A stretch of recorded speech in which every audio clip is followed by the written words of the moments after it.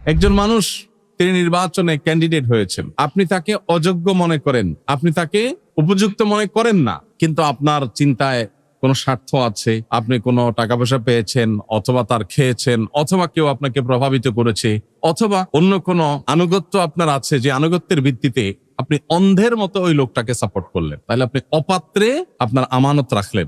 অপাত্রে যদি আমানত রাখেন তাহলে এটাকেই বলা হয় জুলুম, এবং এটা কিন্তু আল্লাহ তাআলার কাছে সবচেয়ে ভয়াবহ অপরাধগুলোর একটা। আয-যুলমু যুলুমাতুন ইয়াওমাল কিয়ামা, নবীজি বলেছেন কিয়ামতের দিন দুনিয়ার জুলুম বহুমুখী অন্ধকার হয়ে আসবে। একটা ভোট জেনে শুনে অপাত্রে ভুল জায়গায়, কয়টা টাকার বিনিময়ে, কিংবা সামান্য হীন স্বার্থকে ঘিরে, কিংবা আপনি ইচ্ছাকৃত হোক অথবা কোনো স্বার্থের কারণে হোক, আপনি যদি ভুল জায়গায় প্রয়োগ করেন তাহলে আপনি জুলুম করলেন। এই একটা জুলুম কিয়ামতের দিন আপনার কাছে বহুমুখী অন্ধকার হয়ে উপস্থাপিত হতে পারে। সম্মানিত মুসল্লিয়ান ইকরাম, সামনে জাতীয় নির্বাচন। দেশের সর্বস্তরের প্রত্যেকটা মানুষের মাথায়, মনে, মগজে নির্বাচন ঘিরে নানা জল্পনা কল্পনা, শঙ্কা, আশা, ভাবনা। বিশেষ করে বাংলাদেশের মতো যে সমস্ত দেশে বা সমাজে সর্বস্তরের সাধারণ মানুষ দেশের কল্যাণ চায়, ভালো চায়, মঙ্গল চায়, কিন্তু তেমন কোনো ভূমিকা রাখবার সুযোগ থাকে না, সেই মানুষগুলোর কাছে নির্বাচনই হলো একমাত্র ভূমিকা, যেখানে তার কিছুটা মতামত দেওয়ার, মতামত প্রকাশ করবার, রাষ্ট্র পরিচালনার সিদ্ধান্ত গ্রহণ করবার ক্ষেত্রে রাখবার সুযোগ আছে। এজন্য নির্বাচনকে ঘিরে এত উৎসব, এত উৎসাহ, এত আগ্রহ, যে মানুষের আর তো কিছু করার নাই, অন্তত এখানে কিছু করবার চেষ্টা সাধারণ মানুষ করে। গণতান্ত্রিক সমাজে এই নির্বাচন অত্যন্ত গুরুত্বপূর্ণ। যদিও সংখ্যাগরিষ্ঠ মানুষ এদেশের মুসলমান, আর ইসলাম নেতা নির্বাচন করার ক্ষেত্রে গণতান্ত্রিক এই প্রক্রিয়াকে ঠিক এইভাবে সমর্থন করে না। ইসলাম মানুষকে, মানুষের মতামতকে, গুনার চাইতে মতামতকে ব্যক্তিভেদে মূল্যায়ন করবার মতে বিশ্বাস করে। আমরা যদি দেখি নবী করিম সাল্লাল্লাহু আলাইহি সাল্লামের ওয়াফাতের পর, তখন মুসলিম রাষ্ট্র মদিনাকে কেন্দ্র করে যেটা গড়ে উঠেছিল, সেটার খলিফা নির্বাচন করার ক্ষেত্রে কি প্রক্রিয়া অবলম্বন করা হয়েছিল, এবং তারপর আরো তিনজন খলিফা, তাদেরকে নির্বাচন করার ক্ষেত্রে কি কি প্রক্রিয়া অবলম্বন করা হয়েছিল, আমরা কোরআন এবং হাদিস, ইসলামের ইতিহাস ঘাটলে সেগুলো বিস্তারিত জানতে পারবো। শুধু একটি কথা বলেই আমরা এ বিষয়ের ইতি টেনে আমাদের মূল প্রসঙ্গে ফিরে যাব। সেটি হলো, গণতান্ত্রিক সমাজে বা গণতন্ত্রের এই পদ্ধতিতে, এই সিস্টেমে মানুষের মতামত গণনা করা হয়। অর্থাৎ একজন বিশ্ববিদ্যালয়ের শিক্ষক, তার মতামত আর একজন একেবারে খেটে খাওয়া দিনমজুর কিংবা শিক্ষা বঞ্চিত মানুষের মতামতের ভ্যালু এক। একজন বিশ্ববিদ্যালয়ের প্রফেসর পলিটিক্যাল সায়েন্স পড়ান, দেশের অনেক গুরুত্বপূর্ণ কোর জিনিসগুলো জানেন, বুঝেন। এই লেভেলের একজন মানুষ, একজন বুদ্ধিজীবী, একজন বিচক্ষণ, একজন দূরদর্শী, একজন জ্ঞানী, তার ভোটের যে মূল্য, একেবারে সাধারণ কোনো মানুষ, যিনি হয়তো শিক্ষা বঞ্চিত, যিনি হয়তো অনেক কিছু বোঝেনও না, তার ভোটের মূল্য সমান। একজনের বয়স মাত্র 18 বা 19, আরেকজন অনেক অভিজ্ঞ, অনেক পোড় খাওয়া, অনেক বিচক্ষণ, অনেক দূরদর্শী, অনেক কিছু দেখার সুযোগ হয়েছে, বোঝার সুযোগ হয়েছে। এই দুজনের ভোটে গণতান্ত্রিক সিস্টেমে কোনো পার্থক্য নাই।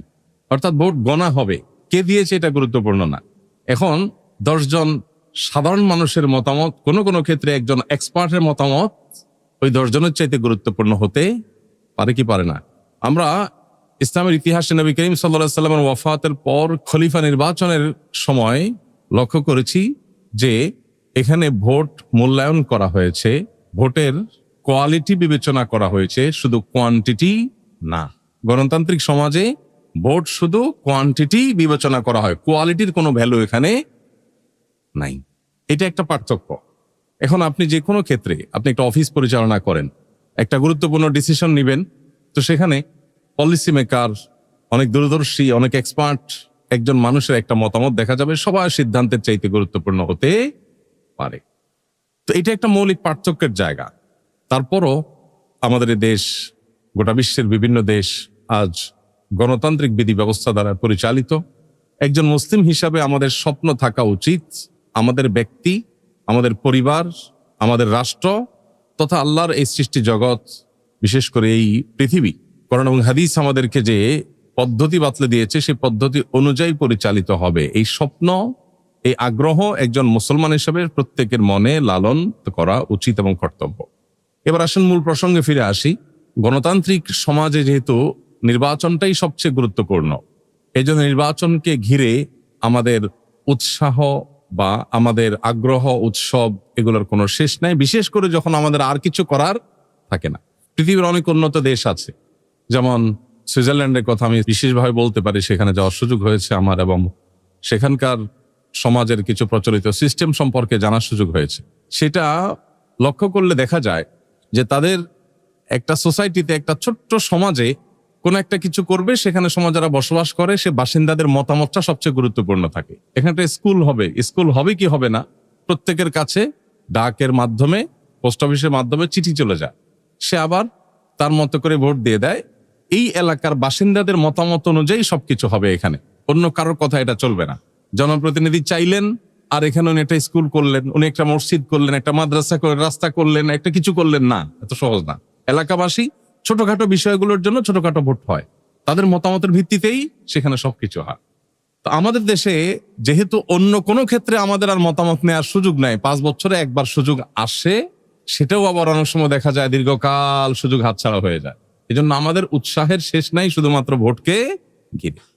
এক্ষেত্রে সারা বিশ্বের ওলামায়ে কেরামের মূল্যায়ন হলো, অবজারভেশন হলো, যে সমাজ, যে রাষ্ট্র গণতান্ত্রিক সমাজ, যেখানে গণতন্ত্র প্রচলিত আছে, বিকল্প কোনো কিছু নেই, সেখানে যদি কোনো নির্বাচনে কোনো ভোটার তিনি যদি কোনো ভোট দেওয়া থেকে বিরত থাকেন এবং এর ফলে অন্তত একটা মন্দ মানুষ, একটা খারাপ মানুষ নির্বাচিত হওয়ার সুযোগ তৈরি হয়, তাহলে সেক্ষেত্রে এটা সন্দেহাতীতভাবে একটা ভুল সিদ্ধান্ত। অনেকেই আছেন যারা মনে করেন যে আমি তো গণতান্ত্রিক এই প্রক্রিয়াটাকেই পছন্দ করি না, সো আমি ভোট দিলাম না। এই দৃষ্টিভঙ্গি অনেকেই লালন করেন, তাদের প্রতি যথেষ্ট শ্রদ্ধা রেখে বলছি, সৌদি আরবের সর্বোচ্চ ওলামায়ে কেরামের অন্যতম ছিলেন শেখ মোহাম্মদ সালেহ আল উসাইমিন রাহিমাহুল্লাহ। সমকালীন বিশ্বের সবচেয়ে বড় স্কলারদের একজন গণ্য করা হয়। তিনি পরিষ্কারভাবে মতামত দিয়েছেন, কোন সমাজে যখন ভোটাভুটির সিস্টেম থাকে, গণতান্ত্রিক এবং নির্বাচনের পদ্ধতি প্রচলিত থাকে, সেখানে তুলনামূলক ভালো মানুষটাকে নিজের ভোট দেওয়া এটা ভোটারের কর্তব্য। তুলনামূলক ভালো মানুষকে যদি আপনি ভোটটা না দেন, আপনার মতটা আপনি না দেন, তাহলে দিন শেষে কি হবে? দিন শেষে এই ন্যারেটিভ, এই মতামতের ভিত্তিতে যে ন্যারেটিভ বিল্ড হয়, যে ন্যারেটিভ প্রতিষ্ঠিত হয়, সেটা অন্যায় সমাজের মধ্যে ঝেঁকে বসার ক্ষেত্রে আরো বেশি সহায়ক হবে। দিন শেষে খারাপ মানুষরা বলবে, কই এই যে এত % ভোট পাওয়া গেছে, অতএব মানুষ তো এটাই চায়, বোঝা যাচ্ছে। আপনি যে কি চান সেটা তো আপনি বোঝাবার কোনো সুযোগ তৈরি করেন নাই। আপনি একজন সৎ, একজন ভালো মানুষকে ভোট দিতে গিয়ে যদি আপনার মনে হয় লোকটা জিতবে না, তাও আপনার কিছু আসে যায় না, তাকে জেতানো আপনার দায়িত্ব না। আপনার দায়িত্ব হলো সঠিক জায়গায় সঠিক সিদ্ধান্তটা দেওয়া। সঠিক জায়গায় সঠিক সিদ্ধান্তটা যদি আপনি দেন, আল্লাহর কাছে আপনার দায় থাকলো না, এবং সেই সাথে আপনি যেই মতকে বিশ্বাস করেন সঠিক বলে, সেই মতের পক্ষে একটা মতামত কাউন্ট হয়ে গেল। এটা ওই মতের পক্ষে ন্যারেটিভ বিল্ড করার ক্ষেত্রে এক পদক্ষেপ হলো, এক পা হলো আগাবে। আর যদি আপনি বিরত থাকেন, তাহলে এখানে ভালো এবং মন্দের যে প্রতিযোগিতা, যোগ্য এবং অযোগ্যের যে কম্পিটিশন, এই কম্পিটিশনে আপনার কোনো ভ্যালু অ্যাড করা গেল না, ফলে মন্দের পাল্লা ভারী হওয়ার আশঙ্কা থাকবে। আল্লাহ রাব্বুল আলামিন কোরআনে কারিমে আমাদেরকে আমানতের ব্যাপারে সচেতন করেছেন। একজন ইমানদার তিনি আমানতদার হতে হবে। এই ভোটকে এক প্রকার মতামত গ্রহণ করা, পরামর্শ চাওয়ার মতো বিষয় হিসেবে তুলনা করা যায়। আর যখন কেউ পরামর্শ চায় আপনার কাছে যে আপনি মতামত দেন, তখন কিন্তু এটা আপনার কাছে আমানত হয়ে যায়। নবী করিম সাল্লাল্লাহু আলাইহি ওয়াসাল্লাম বলেছেন, আল মুস্তাশারু মু'তামান, যার কাছে পরামর্শ চাওয়া হয় এই লোকটা আমানত এর দায়িত্ব বহন করছে, বোঝা বহন করছে। আপনাকে বলা হলো যে আপনি মতামত দেন, যখনই আপনার কাছে মতামত চাওয়া হলো, তখনই আপনার উপর আমানত এসে জেকে বসেছে। এখন আপনার কর্তব্য হলো এই আমানতকে যথাস্থানে রেখে দেওয়া। অতএব আপনার মতামতটা যেন যথাস্থানে হয়, সেটাই হবে আমানতদারিতা রক্ষা। আর যদি না হয়, তাহলে মনে রাখবেন নবী করিম সাল্লাল্লাহু আলাইহি ওয়াসাল্লাম বলেছেন, লা ঈমান লিমাল্লা আমানাতালাহ, যার মধ্যে কোনো আমানতদারিতা নাই, তার ঈমানও নাই। সে নামকাস্তে মুসলিম হতে পারে, সে চূড়ান্ত বা প্রকৃত অর্থে মুসলিম হতে পারে না যার ভিতরে আমানতদারিতা নাই। আল্লাহ তাআলা বলেছেন, ইন্নাল্লাহা ইয়া'মুরুকুম আন তু'আদ্দুল আমানাতি ইলা আহলিহা, আল্লাহ নির্দেশ করেছেন যে তোমরা আমানত যথাস্থানে পৌঁছে দিবা, এটা তোমার কর্তব্য। ওয়াইদা হাকামতুম বাইনান নাস, আর যখন মানুষের মাঝে সিদ্ধান্ত দেওয়ার সুযোগ তোমার হাতে আসবে, সিদ্ধান্ত যখন তুমি দিবে যে আমি আমার সিদ্ধান্তটা দিচ্ছি, চূড়ান্ত ফয়সালা আমার হাতে না, কিন্তু সিদ্ধান্ত দেওয়ার ক্ষমতা আমার আছে, তাহলে আন তাহকুমু বিল আদল, তাহলে সিদ্ধান্ত দিবে ইনসাফের সাথে, নিষ্ঠার সাথে। আমাদের ব্যক্তি, দল, স্বার্থ, এসব বিষয়গুলো সিদ্ধান্ত দেওয়ার ক্ষেত্রে আমাদের উপরে প্রভাব বিস্তার করে। আমরা বায়াসড হয়ে পড়ি, আমি একটা দল করি, অতএব আমি সেক্ষেত্রে অন্ধ হয়ে যাই। আমার একজন ব্যক্তির সাথে ব্যক্তিগত সম্পর্ক আছে, সেক্ষেত্রে আমি তার ব্যাপারে দুর্বল হয়ে অন্ধ হয়ে যাই। আমি মতামত দেওয়ার ক্ষেত্রে হয়তো সেই ব্যক্তি এই মত পাওয়ার উপযুক্ত না, আমি জানি, বিশ্বাস করি, কিন্তু আমি অন্ধ, আমি বায়াসড, আমি নানা কারণে প্রভাবিত। এই প্রভাবের বাইরে এসে সিদ্ধান্ত দিতে পারা হলো ইনসাফ। আল্লাহ তাআলা কোরআনে কারিমে বলেছেন তোমাদের ইনসাফ তো করতেই হবে, পাশাপাশি আল্লাহ বলেছেন ওয়ালা ইয়াজরিমান্নাকুম শানাআনু কওমিন আলা আল্লাহ তা'দিলু, কোন ব্যক্তির সাথে, কোন গোষ্ঠীর সাথে তোমার বিদ্বেষ আছে, অপছন্দ বা খারাপ লাগা কাজ করে যে কোনো ইস্যুকে কেন্দ্র করে, এর পরেও তার বিষয়ে যদি সিদ্ধান্ত নিতে হয় তোমাকে ইনসাফ করতে হবে। আমি তার প্রতি কোনো কারণে রুষ্ট বা আমার অপছন্দের কোনো জায়গা আছে, সে আমার শত্রু, তাই বলে সে অবিচার পাওয়ার হক রাখে না, শত্রু হলেও সে ইনসাফ পাওয়ার হক রাখে। এই একটা জায়গায় এসে আমরা বেশিরভাগ মানুষ পা পিছলে যায়। নামাজ রোজা করা, অনেক তাসবিহ তাহলিল করা, অনেক নফল আমল করা, এটা যতটা সহজ, আমানত যথাস্থানে পৌঁছে দেওয়া এতটা সহজ কাজ না। অটল সিদ্ধান্ত গ্রহণ করবার অদম্য শক্তি থাকতে হয়, আল্লাহর ভয় সেরকম প্রগাঢ় থাকতে হয় যে আমি যদি ভুল সিদ্ধান্ত দেই এর দায় ভার দায়িত্ব সম্পূর্ণটুকু আমার উপর আসবে। কোরআনে কারিমে অন্তত 40 বার আল্লাহ রাব্বুল আলামিন ইনসাফ প্রসঙ্গে কথা বলেছে, ইনসাফ এবং ন্যায় প্রতিষ্ঠা করবার কথা বলেছে। কোথাও রোড অ্যাক্সিডেন্ট হয়েছে, একটা বাইকের সাথে একটা রিক্সা ধাক্কা লেগেছে, বাইকে যিনি আরোহী তিনি আপনার প্রতিবেশী অথবা আপনার পরিচিত কেউ, আপনজন কেউ, আপনি কিন্তু সেখানে দাঁড়িয়ে আগে থেকেই ভাবেন যে রিক্সাওয়ালার কি দোষটা বাইর করা যায়, কারণ বাইকওয়ালা আপনার নিজের লোক। আপনি যদি দেখতেও পান যে বাইকওয়ালা দোষ করেছে, তার ভুল, তারপরও কিন্তু আপনি সাধারণত বা খুব বেশি মানুষ সাধারণত বলতে পারে না যে ভাই দোষটা কিন্তু আপনারই হয়েছে। এটা বলার জন্য মেরুদণ্ডের দরকার হয়, এটা সবাই পারে না। বেশিরভাগ মানুষ আমরা বায়াসড হয়ে যাই, এই বায়াসনেসের ফলে আমরা ভুল সিদ্ধান্ত নেই, এবং এটার নাম জুলুম। এটার নাম কি? জুলুম। জুলুম শুধু মানুষকে মারা পিটাই জুলুম না, জুলুম শুধু একজনের টাকা ছিনতাই করাই জুলুম না। ইযা উসসিদাল আমরু ইলা গায়রি আহলিহি ফান্তাযিরিস সাআহ, এটা যেমন একটা হাদিস রয়েছে, অপরদিকে জুলুম প্রসঙ্গে আরেকটা গুরুত্বপূর্ণ সংজ্ঞা আছে, সেটা হলো ওয়াদউ শাইই ফি গায়রি মাহাল্লিহি জুলম, যথাস্থানে যথা জিনিস না রেখে অপাত্রে সে জিনিসটি রাখা, এটা জুলুম। একজন মানুষ তিনি নির্বাচনে ক্যান্ডিডেট হয়েছেন, আপনি তাকে অযোগ্য মনে করেন, আপনি তাকে উপযুক্ত মনে করেন না, কিন্তু আপনার চিন্তায় কোনো স্বার্থ আছে, আপনি কোনো টাকা পয়সা পেয়েছেন, অথবা তার খেয়েছেন, অথবা কেউ আপনাকে প্রভাবিত করেছে, অথবা অন্য কোনো আনুগত্য আপনার আছে, যে আনুগত্যের ভিত্তিতে আপনি অন্ধের মতো ওই লোকটাকে সাপোর্ট করলেন, তাহলে আপনি অপাত্রে আপনার আমানত রাখলেন। অপাত্রে যদি আমানত রাখেন তাহলে এটাকেই বলা হয় জুলুম, এবং এটা কিন্তু আল্লাহ তাআলার কাছে সবচেয়ে ভয়াবহ অপরাধগুলোর একটা। আর জুলমু যুলুমাতুন ইয়াউমাল কিয়ামা, নবীজি বলেছেন কিয়ামতের দিন দুনিয়ার জুলুম বহুমুখী অন্ধকার হয়ে আসবে। একটা ভোট জেনে শুনে অপাত্রে ভুল জায়গায়, কয়টা টাকার বিনিময়ে, কিংবা সামান্য হীন স্বার্থকে ঘিরে, কিংবা আপনি ইচ্ছাকৃত হোক অথবা কোনো স্বার্থের কারণে হোক, আপনি যদি ভুল জায়গায় প্রয়োগ করেন তাহলে আপনি জুলুম করলেন। এই একটা জুলুম কিয়ামতের দিন আপনার কাছে বহুমুখী অন্ধকার হয়ে উপস্থাপিত হতে পারে। এজন্য আল্লাহর ভয় আমাদের মধ্যে সর্বাগ্রে থাকতে হবে, দায়িত্বশীলতার বোধ আমাদের মধ্যে থাকতে হবে, এবং আমানতদারিতার বোধ আমাদের মধ্যে থাকতে হবে। কোরআনে কারিমে আল্লাহ তাআলা 18 নম্বর পারার একেবারে শুরুতে সূরা মুমিনুনে প্রথম কয়েকটি আয়াতে আল্লাহ তাআলা মুমিনদের বেশ কয়েকটি বৈশিষ্ট্য বলেছেন। এর ভিতরে একটা বৈশিষ্ট্য হলো ওয়াল্লাযীনা হুম লিআমানাতিহিম ওয়া আহদিহিম রাউন, যে ঈমানদাররা তাদের আমানত এবং অঙ্গীকার, প্রতিশ্রুতি, এগুলোকে রক্ষা করে, আমানত নষ্ট করে না, প্রতিশ্রুতি ভঙ্গ করে না, এরাই হলো সফল ঈমানদার। উলাইকা হুমুল ওয়ারিসুন আল্লাযীনা ইয়ারিসুনাল ফিরদাউসা হুম ফিহা খালিদুন, এই মানুষগুলোই জান্নাতুল ফিরদাউসের অধিকারী হবে যারা দুনিয়াতে আমানত রক্ষা করতে পেরেছে। আল্লাহ আমাদের সবাইকে সেই তৌফিক দান করুন। প্রিয় ভাইরা আমার, এই জায়গাটাতে এসে আমরা যেন কোনো ভুল কাজ না করি। আমি আবারও বলছি, অনেক উলামা একরাম আছেন যারা গণতান্ত্রিক এই প্রক্রিয়ার সাথে একমত না হওয়ার কারণে অথবা ইসলামের দৃষ্টিকোণ থেকে গণতন্ত্র বা গণতান্ত্রিক সমাজ যেভাবে পরিচালিত হয় সেটার সাথে কোরআন এবং হাদিসের সব অনেক ক্ষেত্রে মৌলিক অনেকগুলো ক্ষেত্রে বিরোধ থাকার কারণে অনেকেই ভোট দেওয়ার ব্যাপারে অনুমোদন দেন না, মনে করেন যে না, ভোট থেকে বিরত থাকার মধ্যেই কল্যাণ। এটা একটা মত, একটা ইস্তিহাদ, কারোর ইস্তিহাদ, কারোর মতামত, কারোর গবেষণা থাকতেই পারে। তবে আমরা যেটা বলেছি যে আরব কিংবা আমাদের দেশ বা অন্যান্য দেশের সংখ্যাগরিষ্ঠ আলেমদের মত এটা না। সংখ্যাগরিষ্ঠ আলেমদের মত হলো যে আপনার হাতে যে অপশন আছে এই অপশন ব্যবহার করে ভালোর পথে, কল্যাণের পথে, একজন মুসলিম হিসাবে ইসলামের পথে, ইমানের পথে আপনার প্রচেষ্টাটা গুরুত্বপূর্ণ। কি হবে সেটা আপনার দায়িত্ব না, চেষ্টাটা আপনাকে করতে হবে।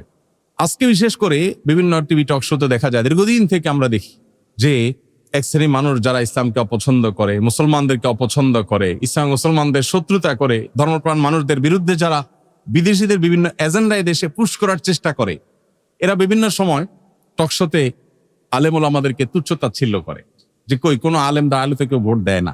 তাহলে পার্সেন্টেজ যখন কম হবে, এই কম দিয়া সে তার মন চাহি খেয়াল খুশি মতো কাজ করাটাকে সে রাইট হিসেবে ধরে নিবে, প্রতিষ্ঠিত করবে। আপনার একটা মতামত দেওয়ার ফলে যদি একজন যোগ্য ভালো মানুষ একটা মতামত পায়, তাহলে সেক্ষেত্রে সে একটা মতামত পেলো, দুইটা হলো দুইটা পেলো, তিনটা হলো তিনটা পেলো, যতটুকু পেলো ততটুকু অন্তত ভয়েস রেইজ হলো। অতএব কোন মানুষকে জেতানো আপনার দায়িত্ব না। আপনার দায়িত্ব হলো আপনি আপনার বিবেককে খরচ করে একজন ইমানদার হিসাবে আল্লাহর কাছে জবাবদিহি আছে সেই চিন্তা মাথায় রেখে উপযুক্ত ব্যক্তিকে মতামত দেওয়া, এটা আপনার কর্তব্য। আপনি সেই মতামত দেওয়ার পর সে জিতলো কি জিতলো না সেটা আপনার দেখার বিষয় না। আমরা বেশিরভাগ মানুষ কি করি? বেশিরভাগ মানুষ মনে করি যে আমি জিতেইতে হবে, এবং আমরা কেউ মনে হয় জিতার কাছাকাছি আছে, তখন মানসিকভাবে আমরা মনে করি ঠিক আছে, আমার বোধ হয় এই পাল্লায় উঠা উচিত, বা এই নৌকায় উঠা উচিত, বা এই আপনার দিকে ঝুঁকে যাওয়া উচিত যেটা ভারী। অথচ আমার কাজ হলো, আল্লাহ আমাকে যে বুদ্ধি দিয়েছেন দ্বীনের জন্য, ইসলামের জন্য একজন মুসলমান হিসাবে, দেশের জন্য একজন মুসলমান হিসাবে কল্যাণকর কি সেটা বিবেচনা করা। আল্লাহ আমাদের সবাইকে সঠিক সিদ্ধান্ত সঠিক সময় গ্রহণ করার তৌফিক দান করুন। প্রিয় ভাইরা আমার, এই সিদ্ধান্তগুলো এত বড় আমানত যে সিদ্ধান্তগুলোকে কেন্দ্র করে অনেক কিছু হতে পারে আল্লাহর কাছে।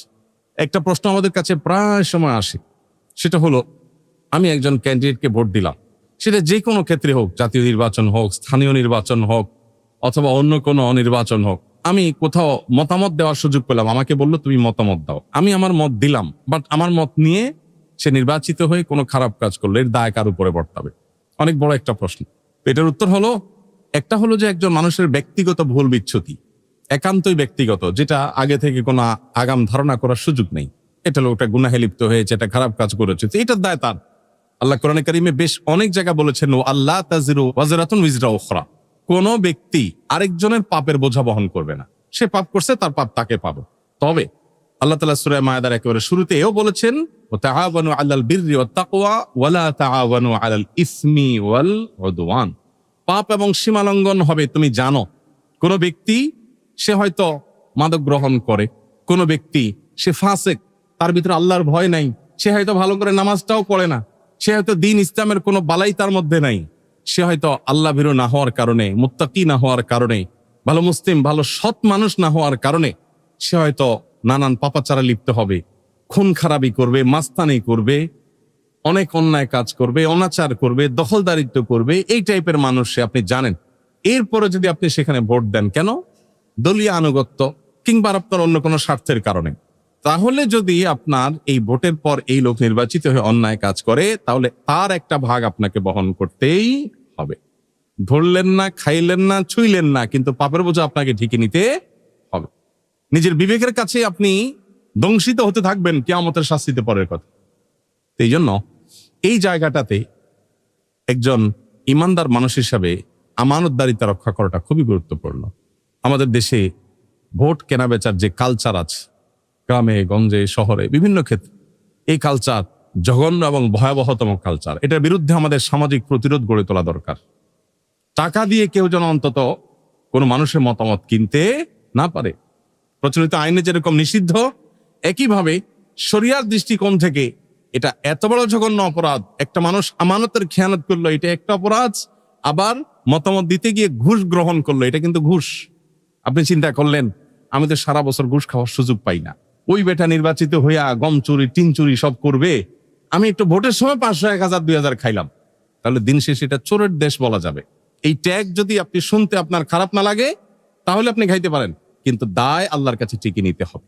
ডাবল গুনাহ, একদিকে ঘুষ গ্রহণের গুনাহ। আমরা ঘুষ মনে করি শুধুমাত্র ওই চাকরি বাকরি যারা করে, সরকারি বিভিন্ন পদের জন্য জায়গায় যারা থাকে, গুরুত্বপূর্ণ পোস্টে থাকে, তারা হয়তো বিভিন্ন সুবিধা দিয়ে যে টাকা গ্রহণ করে এটাকে ঘুষ মনে করি আমরা। ভোটের বিনিময়ে যেই টাকা বা সুবিধা গ্রহণ করা হয় এটাও কি ঘুষ।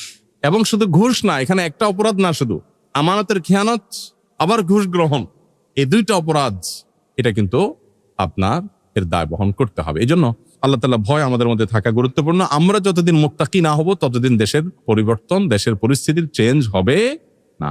যারা একটু ট্রাভেল করেছেন, টুকটাক বিভিন্ন দেশে যাওয়ার যাদের অভিজ্ঞতা আছে, তারা বলতে পারবেন আমরা কোথায় দাঁড়িয়ে আছি, এই দেশটা কোথায় দাঁড়িয়ে আছে।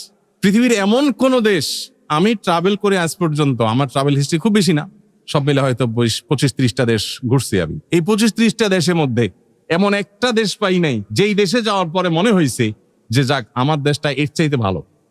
আইন শৃঙ্খলা বলেন, নীতিহীনতা বলেন, বিচার ব্যবস্থার বিচারের কোয়ালিটি বলেন, গণমাধ্যমগুলোর অবস্থান বলেন, প্রত্যেকটা সেক্টরে, অবকাঠামোগত উন্নয়ন বলেন, রাস্তাঘাট বলেন, প্রত্যেকটা সেক্টরে পৃথিবীর যেই কটা দেশ আমরা দেখি সচরাচর সেসব দেশ থেকে তো আমরা পিছিয়ে আছি। অথচ এরকম বহু দেশ আছে যেগুলো আমাদের পরে দেশ গঠন হয়েছে, স্বাধীনতা আমাদের পরে অর্জন হয়েছে, বাট এখন তাদের কাছে চাকর হয়ে যাওয়ার জন্য আমাদের মন্ত্রীরা সিরিয়াল ধরে বসে থাকে যে আমাদের দেশ থেকে কিছু লোক নেন, এটার জন্য মন্ত্রীরা অপেক্ষা করে।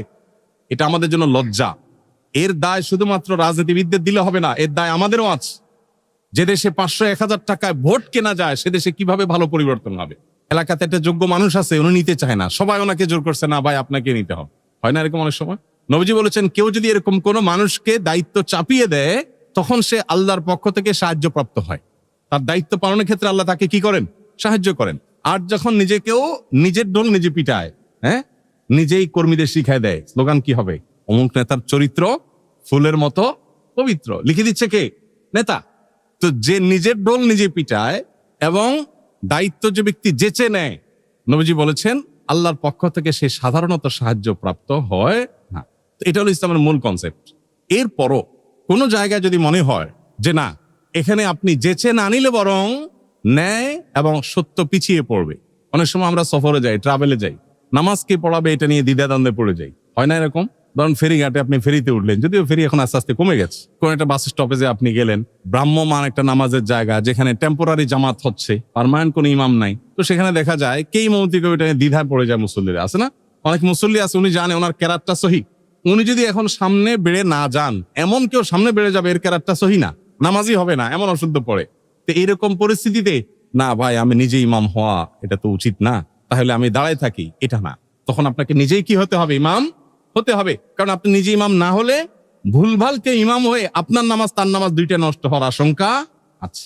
তো এইরকম পরিস্থিতিতে প্রার্থী হওয়া নাজায়েজ না। আমি শুধু ইসলামের কনসেপ্টটা বললাম যে ইসলাম কিন্তু বলে যে চায় তাকে দায়িত্ব দিও না, যে চায় না তাকে যেচে দায়িত্ব দাও।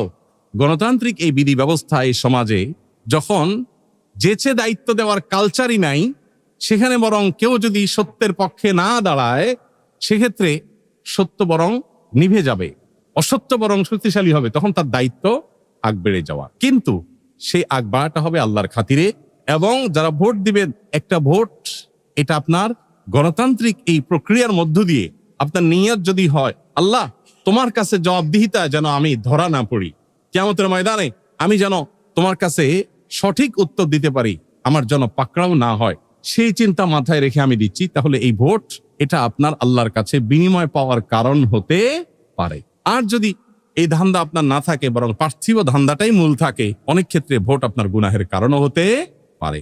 এই জন্য আল্লাহ তাআলার কাছে এই দায়িত্বের বোধ আমাদের থাকতে হবে। আমরা দায়িত্বশীল নির্বাচন করবার ক্ষেত্রে কোন প্রক্রিয়া অবলম্বন করবা, কি দেখব? আমাদের দেশে তো এখনো মানুষের মন মানসিকতা কোনো ক্ষেত্রে কোনো ব্যক্তিদের মধ্যে দেখা যায় এমন ছোট ছোট চিন্তা আমরা করি যেগুলো আসলে আমানতদারিতার চিন্তা থেকে ওইটা করা উচিত না। আপনি একজন সাধারণ মানুষ হতে পারে, আপনার একটা ভোটের মূল্য কি বা হতে পারে, কোটি কোটি ভোটের মধ্যে আপনার একটা ভোটের মূল্য আপনি মনে করতেছেন কি বা হতে পারে, কিন্তু না, একটা আমানত হিসাবে এটা অনেক গুরুত্বপূর্ণ। আল্লাহ বলেছেন তিনি আমানত রাখতে চেয়েছেন, আমানত দিতে চেয়েছেন পাহাড়কে, পর্বতকে, আসমানকে, কিন্তু ফাআবাইনা আন ইয়াহমিলনাহা, আল্লাহর এই বিশাল বিশাল সৃষ্টিগুলো কেউই আমানত গ্রহণ করতে চায় নাই। আল্লাহ সে আমানত দিয়েছেন পরবর্তীতে মানুষকে। ওয়াকানাল ইনসানু যালুমান জাহুল, আল্লাহ বলেছেন মানুষ সে আমানত নিজে আল্লাহ দিতে বলাতে নিজেই নিয়ে নিয়েছে, এবং সে আমানত হলো কোরআনের আমানত, দ্বীনের আমানত, এটা আল্লাহ মানুষের উপর দিয়েছেন। অতএব আমানত মানেই ভারী, যেটা পাহাড় পর্বত পর্যন্ত অস্বীকৃতি জানিয়ে আল্লাহ তাআলার নির্দেশনার পর মানুষ না বুঝে না জেনে যে দ্বীনের আমানত গ্রহণ করেছে। প্রত্যেকটা মতামত দেওয়া, প্রত্যেকটা আমানতই এরকম গুরুত্বপূর্ণ, পরিমাণে ছোট হোক বড় হোক, আল্লাহর কাছে এর দায় অনেক বেশি। এই জন্য এই ভয় যেন আমাদের মধ্যে থাকে এবং উপযুক্ত ব্যক্তি যেন আমরা নির্বাচন করার চেষ্টাটা অন্তত করি। শুআয়ব আলাইহিস সালামের ঘটনা আল্লাহ তাআলা কোরআনে উল্লেখ করেছেন যে শুআয়ব আলাইহিস সালাম তার মেয়েদেরকে যখন বকরিগুলোকে পানি পান করাবার জন্য পাঠিয়েছেন, তখন মুসা আলাইহিস সালাম তাদেরকে সহযোগিতা করেছেন এবং মেয়েরা তাকে নিয়ে তার বাবার কাছে বিনিময় দেওয়ার জন্য নিয়ে আসছেন। যখন বাবার কাছে নিয়ে আসছেন, বাবা ওই ব্যক্তিকে অর্থাৎ মুসা আলাইহিস সালামকে যখন অফার দিলেন যে তুমি আমার এখানে থেকে যাও পার্মানেন্ট কাজের লোক হিসাবে, তখন মেয়েরা মন্তব্য করেছিলেন ইয়া আবাতি ইস্তাজিরহু ইন্না খায়রা মান ইস্তাজারতাল কবিয়্যুন আমিন, বাবা এই ব্যক্তিটাকে আপনি কাজের জন্য পার্মানেন্ট নিয়োগ দেন, কারণ এই ব্যক্তি কবি এবং আমিন, অর্থাৎ এই ব্যক্তি দক্ষ এবং বিশ্বস্ত। এখান থেকে বোঝা গেল কোনো ব্যক্তিকে দায়িত্ব দেওয়ার জন্য দুটি জিনিস গুরুত্বপূর্ণ। একটা হলো এই দায়িত্ব পালনে সে কতটা সক্ষম, কতটা দক্ষ সেটা দেখা, আরটা হলো কতটা সৎ সেটা দেখা। শুধু সততা এটা দায়িত্ব দেওয়ার জন্য যেমন যথেষ্ট না, আবার শুধু দক্ষতা এটাও দায়িত্বের বোঝা কারোর উপরে চাপানোর জন্য যথেষ্ট না, বরং একসঙ্গে তাকে দক্ষ হতে হয় আবার সৎ হতে হয়। আপনি কোনো একটা কাজ দিবেন, কোনো একটা আপনার অফিসে, আপনার কোনো একটা কোম্পানিতে, আপনার ব্যবসা প্রতিষ্ঠানে, নিশ্চয়ই আপনি খুঁজবেন এই কাজটা করার জন্য উপযুক্ত ব্যক্তি যেন পান, একই সাথে সে যেন চোর না হয়, সে যেন দুর্নীতিবাজ না হয়। একদিকে যদি হয় খুব যোগ্য শেয়ানা চালাক মানুষ, কিন্তু সে 2 নম্বর, সে যেরকম আপনার জন্য ক্ষতিকর, আবার অপর দিকে একজন মানুষ খুবই সৎ, নামাজি, আল্লাহ ভীরু, কিন্তু তার সে দক্ষতা নেই এই কাজটা করার মতো, তাকেও দায়িত্ব দেওয়া যথাযথ হবে না, কারণ সে দায়িত্ব নিয়ে দায়িত্ব পালন করতে পারবে না। অতএব একই সঙ্গে দক্ষতা এবং সততার সন্নিবেশ যেন ঘটানো যায়, তুলনামূলক যা আছে এর মধ্যে মন্দের ভালো কি হতে পারে সেই জিনিসটা যেন বের করা যায়, এই চেষ্টা আমাদের করতে হবে। অতএব আমি আমার আমানত এর জন্য আল্লাহর কাছে জিজ্ঞাসিত হব, সে আমানতটা আমি যথাযথভাবে পালন করছি কিনা সেটা আমার কাছে দেখার বিষয়। এর বাইরে আল্লাহ তাআলার কাছে আমার আর কোনো জবাবদিহিতা এই ক্ষেত্রে অন্তত নাই। আমি যদি আমানতটা সঠিকভাবে পালন করার চেষ্টা করি, আল্লাহর কাছে আমি দায়মুক্ত হলাম। সে জিতলো কি জিতলো না সেটা আমার দেখার বিষয় না। অতএব আমি কার পাল্লা ভারী সেটা বিবেচনা করব না। এমন এমন বিষয় দেখে মানুষ ভোট দেয়, এখনো বলে যে অমুক মাশাআল্লাহ হ্যান্ডসাম, চেহারাটা সুন্দর, অতএব ভোটটা এবার এড়িয়ে দেব। আছে না আমাদের দেশে, গ্রামে, অনেক জায়গাতে এরকম চিন্তা মানুষ এখনো করে। অথচ এর চেহারা ধুয়ে তো আপনি পানি খাবেন না, ওর চেহারা দিয়ে কি হবে? আপনি দেখবেন তার চিন্তা, তার দর্শন, তার কাজ, তার কমিটমেন্ট। নির্বাচনকে সামনে রেখে নেতাদের কাছ থেকে কমিটমেন্ট আদায় করেন যে আপনি নির্বাচিত হলে দ্বীনের জন্য কি করবেন, ইসলামের জন্য কি করবেন, দেশের কল্যাণার্থে কি করবেন। আর শুধু করবেন করবেন বললেই হবে না, মিথ্যা প্রতিশ্রুতি দেওয়া এটা তো আমাদের দেশে নির্বাচনে হালাল জিনিস হয়ে গেছে। মানে নির্বাচনের সময়ের জন্য দেখা যায় টুপিও পরে, আছে না নির্বাচনের টুপি, মাথায় পট্টি দেওয়ার কালচারও তো আমরা দেখেছি না, যে নির্বাচনের আগে মাথায় পট্টি, এরপর নির্বাচনের শেষে পট্টি মট্টি আর কিছু নাই, আছে না নাই। তো যে ব্যক্তি ধোঁকা দেয় সেই ব্যক্তি আপনি নির্বাচিত করার পর সে যে আবার ধোঁকা দেবে না, তার গ্যারান্টিটা কি? এখন কথা হলো ভাই কারে পাবো? কেউ তো ভালো না, কেউ ভালো না, মন্দের ভালো, মানে ভালোর মধ্যেও তো তুলনা আছে, যে যতটুকু আপনার হাতে সম্ভব ততটুকু আপনি চেষ্টা করবেন। এই একটা জায়গায় আমরা দেশের মানুষ যদি সিদ্ধান্ত নিতে না পারি যে আমরা আসলে উপযুক্ত ব্যক্তি ছাড়া দেব না, তাতে যাই হোক, আমার বাবা বলছে, আমার ভাই বলছে, আমাদের সবাই সিদ্ধান্ত নিছে, পারিবারিক সিদ্ধান্ত নিছে, এটা গুরুত্বপূর্ণ না। পারিবারিক সিদ্ধান্ত যদি সঠিক হয় ওকে, 100 বার আমি ওয়েলকাম করবো, কিন্তু ভুল সিদ্ধান্ত যদি আমার বাবাও বলে আমি সেই সিদ্ধান্ত মানতে পারি না, আমার ভাইও যদি বলে আমি সিদ্ধান্ত মানতে পারি না। অতএব এই একটা বিষয় আমাদের খুব বেশি দায়িত্বশীলতা, খুব বেশি সচেতনতার বিষয় আছে। আল্লাহ তাআলা আমাদেরকে বোঝার তৌফিক দান করুন। এবং সেই সাথে আমি আপনাদের কাছে উদাত্ত আহ্বান রাখতে চাই, আপনাদের দোয়াগুলোতে যখনই দোয়া করবেন, নিজের জন্য, ফ্যামিলির জন্য যখন দোয়া করবেন, এই অবাগা দেশটার জন্য আলাদা করে একটু আল্লাহর কাছে কথা বলবেন, আল্লাহর কাছে একটু চাইবেন, কারণ এই দেশটাতে এই 50টা বছর পরও এখনো বিশুদ্ধ একটু পানি পান করার মতো ব্যবস্থা এখনো হয়নি, যে নিশ্চিন্তে চোখ বন্ধ করে আপনি পানি পানের বোতল থেকে পানি পান করতে পারবেন, এই গ্যারান্টিটা নাই। একটা খাবার নিশ্চিন্তে খাবেন, সেখানে বিষ নাই, ফরমালিন নাই, ক্ষতিকর কিছু নাই, ক্যান্সারের কারণ হবে না, এই গ্যারান্টি দেওয়ার মতো একটা খাবার এদেশে আজ পর্যন্ত হয় না। রাস্তাঘাট বাদ দেন, কলকারখানা বাদ দেন, অন্যান্য ডেভেলপমেন্ট বাদ দেন।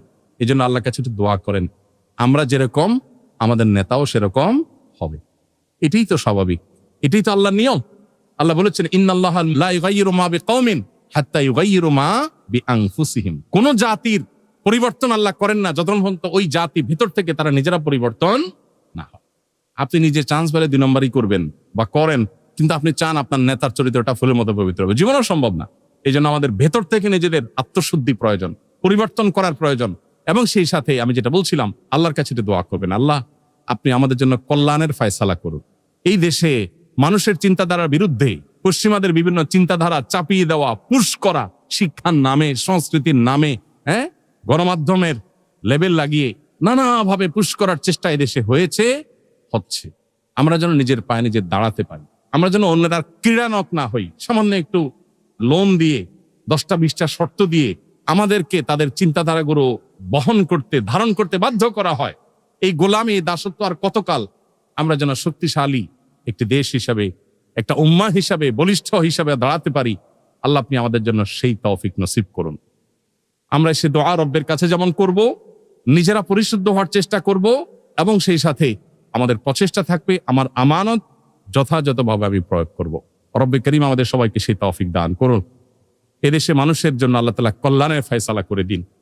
আমাদের জন্য কোনটা ভালো হবে আল্লাহ তুমি জানো, তুমি আমাদেরকে সেই পথ দেখাও, সেই পথটা আমাদের জন্য তুমি নির্বাচন করে দাও। আর এদেশে মানুষের ভাগ্য নিয়ে, এদেশে মানুষের কর্ম নিয়ে, এদেশের মানুষকে নিয়ে, এই দেশকে নিয়ে আর ছিনি মেনে খেলার সুযোগ যেন কেউ না পায় আল্লাহ। আর কতকাল আমরা এই কীট পতঙ্গের মতো, পোকামাকড়ের মতো, আর এই ভাসমান ময়লা আবর্জনার মতো, খড়কুটোর মতো এই জাতি কতকাল আর ভাসবে এই পৃথিবীতে? কবে আমাদের সে আর্থিক স্বাবলম্বিতা হবে? কবে আমাদের সে কূটনৈতিক শক্তি দাঁড়াবে? সেদিন দেখেছি পৃথিবীর দুর্বল পাসপোর্টের তালিকায় খুব কাছাকাছি সিরিয়ালে কত যেন প্রথম 10 না প্রথম 7-এর ভিতরে একদম প্রথম দিকে বাংলাদেশের পাসপোর্ট। তো এই যে দুরবস্থা আমাদের, এই দুরবস্থাতে একদিক থেকে না, স্বাস্থ্য খাতে আপনি দেখেন ডেঙ্গুতে মানুষ মরে সাফ হয়ে যাচ্ছে, খবরও নাই, পত্রিকাগুলোতেও তেমন কোনো নিউজ নেই, একের পর এক মানুষ সাফার করছে, তেমন কোনো পরিবর্তন নাই। এই জন্য আমরা আল্লাহ তাআলার কাছে সবাই গণ ইস্তেগফার করতে হবে, আল্লাহর দিকে ধাবিতে হবে, নিজেদেরকে পরিশুদ্ধ করতে হবে, আমানতকে সঠিকভাবে আদায় করতে হবে। 3 কাজ, আল্লাহর কাছে দোয়া, নিজেরা পরিশুদ্ধ হওয়ার সিদ্ধান্ত গ্রহণ করা যে আমি কোনো অন্যায় পারতপক্ষে করব না যদি আমার সুযোগ আসে। আমি যখন সৎ হব আল্লাহ আমাকে সৎ লোক দিবেন। আর 3য় কাজ হবে আমানত হিসাবে মতামত দেওয়ার সুযোগ যখন আমার হাতে এসেছে, সঠিক মতামতটা দেওয়ার জন্য সর্বোচ্চ চেষ্টা আমাকে করতে হবে। কোনো কিছুর কাছে বিক্রি হওয়া যাবে না। আল্লাহ আমাদের সবাইকে সেই তৌফিক দান করুন।